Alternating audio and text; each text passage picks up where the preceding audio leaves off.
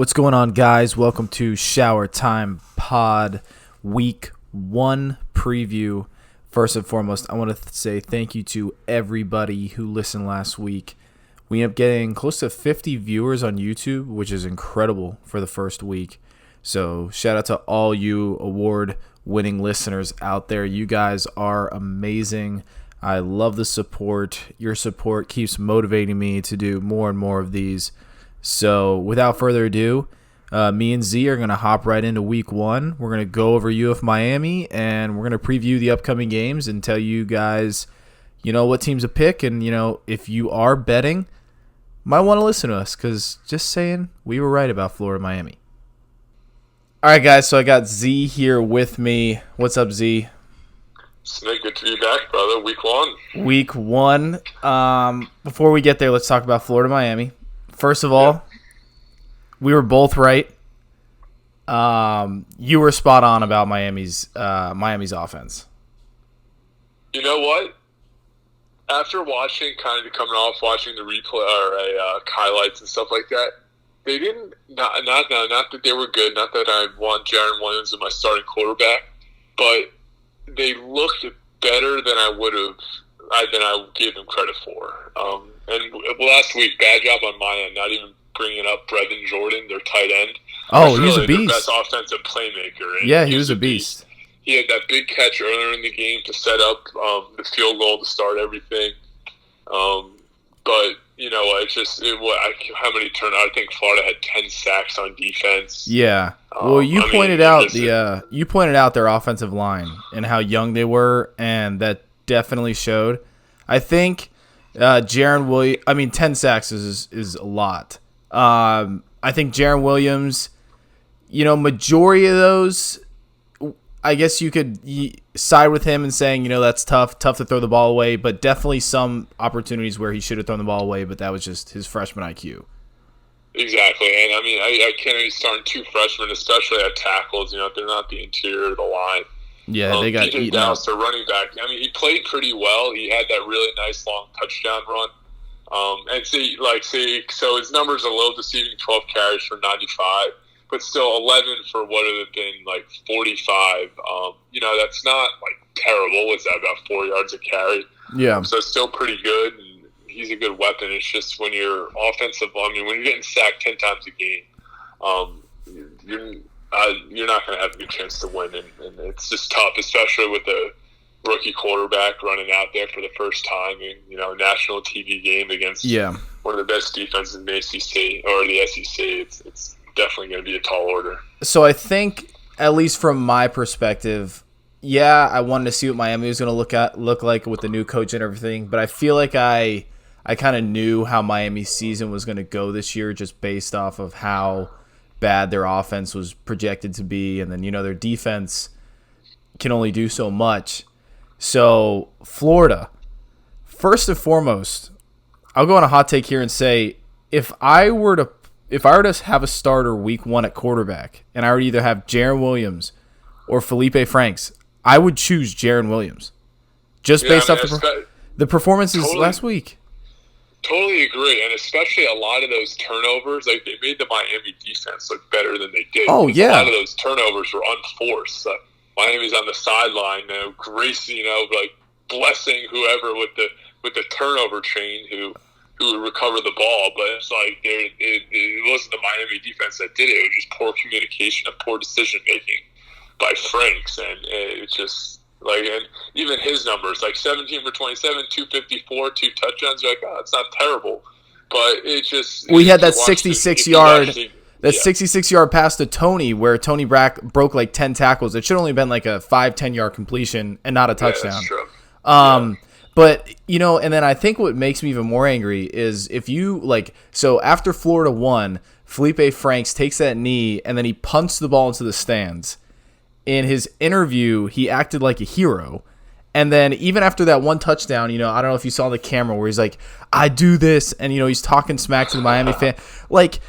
He is a bottom tier SEC quarterback at best. His first look is a check down.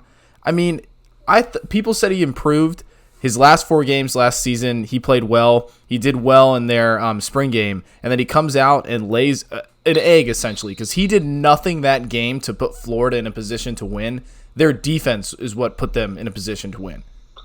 Exactly. I mean, but we knew that coming in almost, but it's just kind of shocking that it, like, really, not shocking, but, I mean, you think you got however many months to prepare for this one game. You think the offenses might be a little more well-prepared or kind of messing around. I really like Florida with that fake punt. Oh, my gosh, Mullen. First quarter. Yeah. Like, that's something, you got to give Miami credit because that's something that, like, that's a backbreaker. When something where, all right, Miami scores to open the game and then forcing Florida to punt early, and then all of a sudden it's like that big switch of momentum. We got to give Miami credit for hanging in there and whatnot. But, you see a little bit more, or at least perceived preparation from both offenses because clearly it didn't seem like it was there. No, and speaking of the play calling, so Mullen has those ridiculously, crazy, bold, whatever you want to call it, 4th down with the fake punt, and he had a couple more in the game. But I think the one thing that I still can't get over is when Florida got the ball back after Miami turned it over, missed the field goal, whenever it was, late in the 4th quarter. And essentially all they have to do is run the ball 3 times, force Miami to use those 2 timeouts and essentially run the clock out, and they throw on 1st down, and that's where Franks threw that pick. Yeah. And I don't know if that's Mullen saying, listen, I have trust that Franks is going to, complete a short pass, or we're going to try to catch Miami off guard, but that made no sense, that play call, and that kind of solidified my first impression of Felipe Franks this year in the fact that this guy can't be trusted in clutch situations. Exactly. I don't see it. And especially when a head coach is calling a pass in that situation, and I can't say it's a terrible call because you're hoping your quarterback understands, game and situation. Isn't going to throw a ball. If you have an open man, get the ball out, throw it away. You don't want to put it in a position where, I mean, Miami had every opportunity to march down that. Oh my gosh! After that, and Franks is lucky more than anything else that he's able to, eke it out because they did it at, no thanks to him. So I don't know. Yeah. So Florida, I think will be. I'm thinking like a 9-3 team again, and the only way they get to the playoff is if Franks improves because that defense is playoff worthy. They got to fix some tackling issues. But, man, they are loaded on wide receiver. P. Ryan is a great running back. They need someone to throw. And Franks is just I don't understand. He's had 3 years now. Yeah, you know what? It's just now you just got to worry about the schedule. They're going to get into the meat of that SEC schedule, and I just don't see him being able to pick it up. I mean, yeah. And Miami is a good defense, but, I mean, we're not talking, vaunted Nick Saban defense or something. I mean, they got to go to LSU. They're playing Auburn at home. But you're playing Georgia. We're not messing around here. So, I don't know. I think that 9-3 seems like a pretty good prediction. Yeah, so it looks like Miami potentially is in good hands with Jarren Williams. Florida is not. They're just it's disappointing. Arizona, Hawaii, really quick. Did you see that? I didn't watch any of the game besides the highlight of the last play with Tate. Did you see that? Unreal. Dude. And you got to hand it to Hawaii. Yeah. And not that anybody's, going nuts over Arizona, Hawaii, but they really had no business winning that game. So hats off to them for at least starting off in a nice fashion. And who knows what happens to a team like that when you get off on a good one, especially being a Power 5 team. Granted, it's the Pac-12. Yeah, I mean, that was just crazy. That last play where he fell 1 yard short after like a 30-yard QB scramble. But week 0 didn't disappoint. Obviously, kind of expected the mishaps and stuff. But okay, let's get to week 1. Let's get to the meat, the grits right here. So. Yes. Obviously there's a ton of games, so exciting. Thursday, Friday, Saturday, I'm pretty sure Sunday, and then definitely Monday. Because what I think Oklahoma plays Houston on Sunday, right? Yeah, and then Notre Dame and and Louisville Monday. Okay. This is when we get that whole 4 or 5 days of college. This is the best. Yeah, this is the best part. All right, so give me 3 games that you are looking forward to watching out of those 4 days, whatever it is. Oh man. Well, I'll start on Thursday, and this is a bit of a weird one, but I think it's a great rivalry that doesn't get enough attention, and it's Utah and BYU. Mm-hmm. They call it the Holy War. This is the 100th edition of it. They're playing at BYU, and if anybody knows BYU, probably the only thing you know is that it's a Mormon school. So fans are, you would imagine, much more tamed, but it's quite the opposite. The only difference is that they're not drinking 100 beers before the game, but it's a great atmosphere. It's a great college football atmosphere in Provo. And Utah, Utah's been a dark horse pick to win the SEC or to win the Pac-12, and you never know if chips fall where they do. Kind of like we talked about last week, they could find themselves or put themselves in a position to be, reasonable for the playoff. And it's a rivalry game. It's one of those, you throw out the records. So that would be a fun one to watch. That's number one. I got to throw my boys Duke and Alabama in there.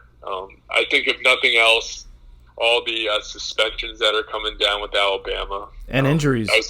And injuries, exactly. I forget the name of the middle linebacker. Moses, he's out. Yeah, Moses. He's a first-rounder. And not saying that's the difference between, Alabama win and Alabama loss. But I think it's just going to be interesting to see Duke coming off of the Daniel Jones era. Mm-hmm. Coach Kuckler, I remember that now this is going back a year or two, but in college football, the two coaches who had the best records coming off a bye week, best winning percentage, number one was Nick Saban, and number two was David Cutcliffe. And I know it sounds funny, but when you're giving these two guys time to prepare, granted they're working with different tools, but I like Duke's chances to at least make things interesting for a little bit. Okay.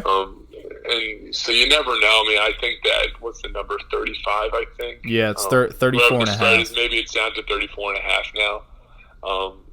But it'll just be interesting because I think David Cutcliffe is one of those respected guys around college football, and they realize what he's doing here at Duke. And he might, that's one thing where Nick Saban called up the dogs a little early, and not trying to embarrass a guy in a program like Duke is definitely on the up and up. Game number 3. I guess you got to go Oregon and Auburn.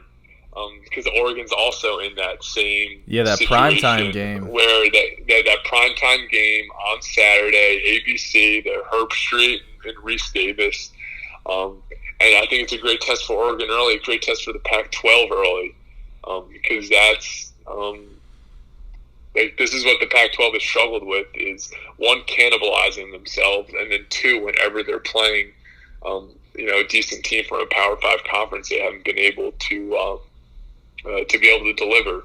Justin Herbert, this is why he came back to school. This is why you're here, your senior year, to win these big games like this, and hopefully lead Oregon to a place, when the national championship 2015, whenever the first year of college football playoff, they were there. Yeah. But since then, we haven't heard from Oregon in a while, and they were a premier program in the country. That's the Marcus Mariota winning Heisman's. So it'll just be interesting to see how far Oregon football's come, and especially Auburn too. Auburn's kind of always been on that outside looking in terms of the SEC picture for the last couple of years. Been winning some big games, but also losing some bad games. So it should be a good matchup for both teams. So it'll be fun. Yeah, no, those are definitely 3 good games. Obviously the Auburn, Oregon. I'm excited to see that true freshman go to work. I had circled too Utah, BYU. Like you said, they're not going to be drinking the beers; they'll be shotgunning the holy water instead. But still, that That game's going to be good because BYU is a respected college football team. They're not a powerhouse, I guess, like they used to be. 6.5. It's 6.5 the line. So Yeah. Vegas knows that's the close one, and that's at BYU, and it's hard to lay the points on the road in a rivalry game. Yeah. Like I don't care who's playing. So it'll be fun. Yeah. So for me, for week one, what I kind of look for is teams that I want to see succeed, or teams that I want to follow because they have bigger games later. Because there's not a whole lot of week one matchups that are going to be, your down to last possession types. They're going to be relatively easy games for teams that they don't schedule tough opponents week one normally. So for me, the first game I want to look at is Northwestern Stanford. So line 6.5. It's at Stanford, but why I want to see this is because I want to see if Stanford is going to be back than they have been in the past, because Stanford's had a couple pretty down seasons the last few years, and Stanford this year, I'm pretty sure they got UCF on their schedule, but they also got Notre Dame. So yeah, so I want to take a look, because Northwestern the past 2 years actually has been decent. They won their side of the Big Ten. I think that was last year, and so they're going to Stanford. Obviously, Northwestern doesn't have that quarterback they had last year, but still, I want to see how Stanford's going to be, because if Stanford can be a decent team, well, now you're looking at a team UCF that is going to play that actually is respected. And at the same time, if Notre Dame's getting to that playoff picture late in the year, they got to get through Stanford. So that's a team that I definitely want to watch. Obviously, listen, I know Oregon, Auburn is a primetime game, but come on, Boise State, Florida State. I still think more people are going to watch this than Auburn, Oregon. It's in Jacksonville, but these are two teams that if this was played 10, 15 years ago, this would be like a national championship matchup. So I miss the Boise State good old days. Or was that 2006 or 7? Yeah, where they ran the greatest football game ever played. Yeah, the Statue of Liberty. Statue of Liberty. So I'm really looking for this. Florida State named Blackman the quarterback over Hornibrook, but it's a chance to see how good Florida State's going to be this year. I'm not a fan of Willie Taggart whatsoever. I didn't think that was a good hire at all. But we'll see. Especially for that program. Yeah. Jimbo Fisher, national championship winner. Yeah, so I just want to see where, because Florida State, obviously they got that matchup with Florida, but then again in the ACC, I just want to see how Florida State's going to be. Also, Boise State, if they're going to be one of those dark horses again. So that's another one. And then the last one, I was talking to my buddy about this, and I think it's going to be interesting because you got Georgia going to Vanderbilt. Line is -22, which, by the way, Florida State's -5 in Jacksonville. But Georgia at Vanderbilt, line's -22. So Vanderbilt's got a really good D this year. I'm not saying Vanderbilt's going to win. Georgia's going to win, but I'm taking Vanderbilt on this, on the fact that I think it's going to be a lot closer than people expect because of Vandy's defense. And it's always that first game. Yeah, and it's the first game. Jake Fromm. Big kid. No, he's gonna be in the Heisman running. Yeah, he's a beast. But he doesn't have those overall pick. He doesn't have those receivers, so this is going to be kind of his first game, I guess, building chemistry with him. He's got DeAndre Swift as a running back, who's a beast. But he's also a potential first rounder. Yeah, or should be. And Vanderbilt's got Shermer left, so they don't have that QB that they had. Shermer was good, so Vandy's offense is going to struggle, obviously, already with the Georgia D, on top of the fact that they have a new quarterback. But Vanderbilt's defense is good, and that's a 7:30 game at night in Nashville, Tennessee. So at Vandy Stadium, it's going to be packed. I think Georgia's going to win by 10-17. I don't see him getting that line, but who knows? Those are the three games I'm looking at, just solely based off I want to see how those teams are going to progress throughout the year. And I'm pumped. And I wanted to throw this out. Just obviously another one of those first week conference games, Georgia Tech and Clemson. Oh yeah. pumped to see Jeff Collins is the new coach at Georgia Tech, came from Temple. And well, are they running the triple option?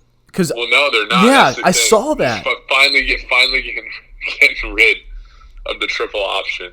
So weird. It's so Tech, weird. Which is kind of always fun to watch. You know, Duke could always play Georgia Tech, so it'd be a fun game to play or to watch a little bit differently. But it's going to be interesting how all those, because I mean, all guys who are there, I guess maybe besides freshmen, have been recruited in that triple option mold. So now, I saw an interview with them recently. He's talking about wanting to incorporate more NFL type, a lot of RPOs, run pass options, that kind of thing. So it would be interesting. Like one of the starting quarterbacks, or one of the potential starting quarterbacks, I don't think it's very obvious. It's like never thrown a pass in a college game, so it's going to be interesting. Lucas Johnson. So there's a first time for everything, I guess. No, and obviously Trevor Lawrence. He's as a freshman being that good. I can't wait to see what he's going to do this year. Is he your Heisman winner? Who you got? Oh man. I think he's going to win the Heisman. If I'd like to see someone win the Heisman, though, I want to see Jalen Hurts just because I'm pulling for that kid. That'd be fun. And he's got the team to do it. It's got to be him or Tua or Lawrence, right? One of those three. And he's got the team to do it. Tua is going to go down regardless when he goes to the draft as one of the best college quarterbacks in terms of just his accuracy and his success at Alabama. But I feel like Tua is just such a bland pick. Trevor Lawrence obviously is that favorite just because of what he did last year. But, man, it'd be something for Jalen Hurts just to, after how hard he's worked and, his adversity faced, to get that. I'd love to see that out of that guy. Yeah, well, it feels like that same scenario last year. I mean, we crowned Tua the Heisman before, after that national championship game, he had won the Heisman. Yeah. And in my heart of hearts, I kind of still feel like that he should have, but so it'll be interesting. Trevor Lawrence, I mean, Tua was the next best thing last year, and now, it's just Trevor Lawrence this year. So, you got to step up, son. Like, you're not just a new kid on the block who kind of has nothing to lose. Now you're legit. So, I'm just excited to see him and Dabo coming off a national championship. And it's, how can you cheer against Dabo? And exactly. The way he carries himself, the way that program carries, it'll be fun. Exactly. I'm sure it'll be a fun night in Clemson. All right, so we're making picks. We're going to do a little lightning round here. I'm going to give you some games. You give me your picks, and we'll see if they pan out. Are we doing college game day, just like pick a winner or a loser? We're doing the spread here? What's the deal? Let's do spread. Let's do week one just because of spread, because the spreads are the spreads are crazy because it's week one. I think as the season gets into depending on how we do, depending on how we do it for the rest of the season. I think the spread's a little bit easier. Okay, so let's go first game. Let's go number one team in the country, Clemson, Georgia Tech, minus 36.5. I've got to lay the points there at home for Clemson, kind of like just what we talked about. Georgia Tech is a team that's been recruited to run the triple option, and now they're supposed to be running a multiple spreading the field out for game one. And especially Dabo's coming off a national championship at home. I gotta go Clemson. You're going 36.5 there. All right, I'll lay the 36. Yeah, and I'm going to be with you there. The only thing that scares me about this is I think Clemson's going to get out to a pretty good lead early, and you'd hate to see them pull Lawrence. Yeah, they'll call off the dogs. That's true. I mean, but you know what? What they I think got going for them is, this is a conference game, so you gotta. Not that means that they're gonna beat them by 100, but still. All right, you said it. Utah, BYU. Utah minus 6.5. God. Yeah, and that is it. Yeah, that's tough. I know, and that's the thing. But you know what? I'm gonna go. I'm gonna go. Utah wins late, but I think BYU covers. I'll go with the Cougars at home, Lavelle Edwards Stadium. So your dark horse for the playoff is getting a tough game right away.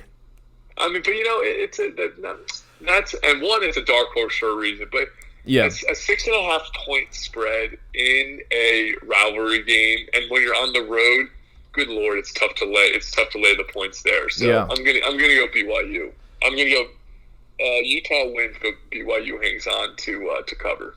Okay. This is an interesting one. Wisconsin at South Florida. Wisconsin's minus 12.5. Because Wisconsin is in a, I don't know if UCF's going to win. If I did have to predict a top 25 upset, I would take USF here. Sorry, not UCF, USF. Just because, at South Florida, USF's not a terrible USF's not a terrible team. Wisconsin, they don't coming off a terrible year last year. I just think no more Alex Hornibrook. Yeah, I think in Tampa at 7:00 at night, on ESPN. It's on a Friday night. Yeah, I'm taking USF all the way on this. So that's what I got. All right, I'll go with this, Mick. You sound like you know more than I do. Thanks. So we're gonna go down the ship sinking together. All right. So do you want to talk Duke, Alabama? Obviously, Alabama's going to win. Are you taking Duke on the points, though? Minus 34.5 for Alabama. Oh, man, see, I've been bouncing back and forth all day, and we're all week really thinking about this. I'm going to take Duke and the 34.5 because I think, and it's a conspiracy theory more than anything else, but I just think Coach Cut is too respected of a coach. One, he's a great coach. I think he's going to prepare that Duke offense and defense as much as he can for a team like Alabama that's going to be physically imposing and likely more skilled at basically every position. But there's just something about losing by 5 touchdowns on opening night. It's a lot. And I just don't think, and especially with Bama's got all the suspensions in the first half. Like we talked about the injury before to their linebacker.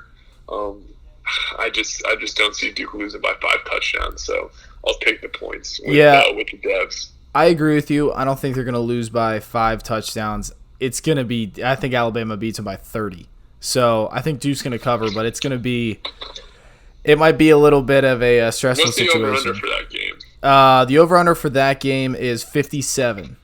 I'm hitting the over, hammering the over on that. Oh, yeah. I'm hammering the over. I think we're in the same place there. So I got 2 more for you. All right. This one's tough. South Carolina versus North Carolina in Charlotte. South Carolina's a 10-point favorite. Ooh, I forgot about that. Yeah, I know. A little cross-state rivalry, I guess. How am I going to pick the Heels? What do you want me to do? They've been terrible. It's just South Carolina hasn't been great either. But, I mean, if North Carolina plays the way they did last year, South Carolina is going to win by 30. So that's another game I was kind of looking at too, just because I'm curious on how UNC is going to be this year. But I'm on the same boat. I'm going to take South Carolina. But that's another good game to watch out for, especially minus 10. That's tough. Another rivalry game, just something. I mean, Carolina's starting a true freshman quarterback, and I just don't like a true freshman starting a rivalry game, game one. Yeah. Especially on a team that's, South Carolina is pretty clearly on paper the superior team. So I'll take South Carolina. So you're going to take South Carolina. All right, so we're both in South Carolina. All right, last one. Your boys going in to Louisville, Kentucky. They're 19-point favorites. 8 o'clock Monday night. Who you got? You got Notre Dame covering? Yeah, I got Notre Dame. I think I checked, or I don't know, I saw it come across Twitter or something. Louisville's over-under for win totals for the year is like 2.5. And I'm not saying Notre Dame is the second incarnation of what Clemson was last year. But there's just too much. Ian Book back for a second full year of starting, and I just like Notre Dame here, and then I would have thought that number would be a little bit bigger. Yeah, me too. Especially because I mean they are on the road, so 19 is still a lot on the road. But I don't see any reason why Notre Dame doesn't run away with this one. Just based on what Notre Dame has brought back and what Louisville has shown us ever since Lamar Jackson left. Yeah, me too. I'm in the same boat. I think if the spread was or the line was 27 or something, but Ian Book with experience, Notre Dame's always going to be good defensively. I just think they're going to go in and hammer Louisville. But so that's what we got. So we got Notre Dame, we got South Carolina. You're taking BYU on the spread, and then what else did we say? We said one more too. Oh, Duke. So yeah, that's big right there. So that's gonna be our picks. I'm feeling good about those. Last week we were 1-1, but we were right on the game that matters. So I'm gonna put a little asterisk towards Arizona, Hawaii because I was asleep. on that game. Yeah, I know. I woke up the next morning and I saw the way it finished, and I was frustrated because I couldn't even find it on TV. But I got to figure out how I'm gonna get ACC Network because that's how the Clemson game is gonna be aired and a bunch of other games. So I got to figure out how I'm gonna get that. But definitely going to be an exciting week 1. I think going into week 2, there's going to be definitely a shakeup in the top 25. There's a lot of teams that got to prove themselves. I think there's a lot of teams that are overrated right now, but I'm looking forward to it. It's going to be fun. You love all these little games. I remember last year opening up. Who was it? App State played Penn State and took them right down to the wire. Right to the wire. At Beaver Stadium. Yeah, there's going to be games like that. When a couple of those pop up. Yeah, and generally week 1's a pretty kind of boring week for games. Like it's a lot of everybody just trying to get. You always have the 1 or 2 supposedly marquee games, but what are preseason rankings? What the heck do we know? Yeah, exactly. And there's a lot of definitely pumped. Yep. No, yeah, I was just gonna say there's a lot of games like that. App State, Penn State. You got Middle Tennessee and Michigan. You got teams like that. You got Louisiana Tech at Texas. There's just those little games that it could surprise some people. So, and I'm pumped to watch Jalen. I know we mentioned him before, but Jalen Hurts kick off his Oklahoma career, especially on a Sunday. That kid get going exactly on his own. That'll be fun. All right, so we're going to wrap up here, but I want to get a quick 1-minute spiel from you on your reaction to Andrew Luck retiring. No, I'm glad you brought this up.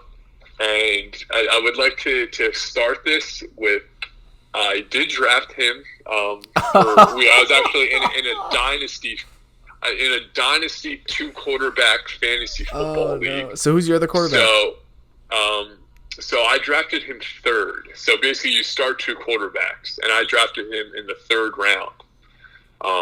And I've got to start off there. And my initial reaction, I was hanging out with a buddy and was about to drive home. Sat down in my car. I hadn't looked at my phone in a while.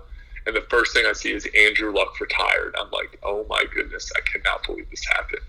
Because really, besides Pat Mahomes, and I think you can argue it because Mahomes has only been doing it for a year, but Andrew Luck is the most valuable asset or second most valuable asset in the NFL. Oh, yeah. 29 years old. And for him to do this is earth-shattering. Like, I don't remember when Barry Sanders retired. Kind of remember Calvin Johnson, but Calvin Johnson was not on a good team. And he had done enough where you felt like, yeah, the guy's a stud, but you could see why he wouldn't want to play anymore. I mean, this is a quarterback on a team that could have won the Super Bowl this year. And I think my biggest issue with it is I'm never going to criticize somebody for, especially for health reasons. You just want to get the heck away. But doing it like a week and a half before the season starts or 2 weeks before the season starts is kind of where it rubbed me a wrong way. Yeah. And it wasn't the fantasy because, dude, it's fantasy football. I could care less, and I'm never going to criticize the guy. But just the fact that he's leaving a team hanging him out there to dry in a scenario where, I mean, he hasn't been practicing literally since he last stepped off the field in that playoff game. Who was it against the Chiefs? I can't remember. Yeah. But he has not been on the field for what's it been? It's like 7 or 8 months now. Like, you can't retire back in February. Like, I don't know. I just think it's kind of a weird situation to retire this close to the beginning of the season, where I'd imagine in his mind it was made up long before this, and he just, I guess, decided to do it now. I don't know, but absolutely shocking. Really, just electric type atmosphere when you hear something like that happen. That's one of those, like, you remember where you were when you found out about that. Yeah, the only thing that I guess once it gives me a little bit of peace in my mind with him making the decision that late is, I think he was trying to get back on the field, and I think he just realized he couldn't, and that's why his decision was made so late.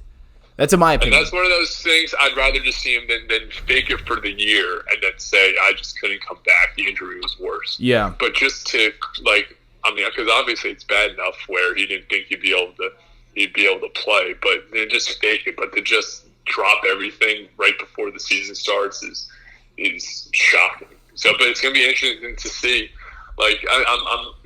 It's not. I don't think it's out of the range of possibility that he comes back. It's maybe one of the situations where you take some time away, and maybe his body. He probably hasn't been at 100% since he stepped into the NFL. You saw the list of injuries, like 2 cracked ribs. He had the torn rotator cuff, like everything that he's gone through.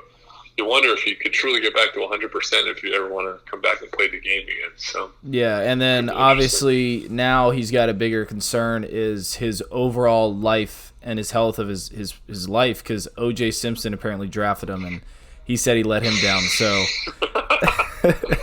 that's gonna be tough. Oh my gosh! And the ridiculous thing is that probably is something to worry about. Yeah, OJ's got to cut him from his fantasy team. All right, man. Well, this was good. We got our picks. We got our stuff. Hopefully, we're going to get all these right. If not, we got our important. We're just doing it for fun. Yeah, we're just doing it for fun. Yeah, this week's a warm-up. It's week 1. Last week was, this is our warm-up, and then we'll start next week. But, Z, always appreciate it, man. Looking forward to it, and looking forward to speaking to you next week. Sounds good, brother. College football's back. Let's do it. All right, man. Take care. Peace. All right, guys, that was the Week 1 podcast, and I appreciate, once again, all you guys listening, everybody out there, keeping me motivated. We're going to have a couple of special guests coming on later. I have Sean White, the All-SEC quarterback from Auburn, is going to be on the podcast coming up soon, as well as a couple other people, so I'm excited. I'm looking forward to it, but, first things first, this was a gritty podcast. This was a dirty podcast. So, what we got to do? We got to hit the showers.